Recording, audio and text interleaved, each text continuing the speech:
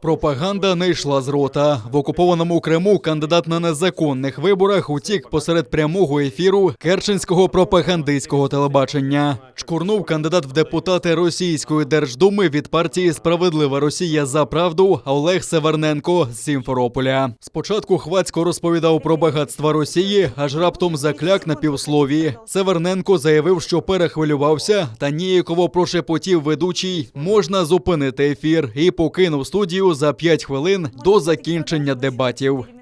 Правда в том, что эти ресурсы непосредственно используются, продаются, честно, я прошу прощения. Олег Леонидович, у вас еще 4 минуты, 30 секунд. Вы хотите продолжить? Можно я, честно, переволновался? Не смогу. Может, все-таки продолжим? Еще 4 минуты, 20 секунд. Можно остановить эфир. Спасибо, что пришли. Напоминаю, у нас в гостях был представитель партии «Справедливая Россия за правду» Олег Северненко. Это были теледебаты.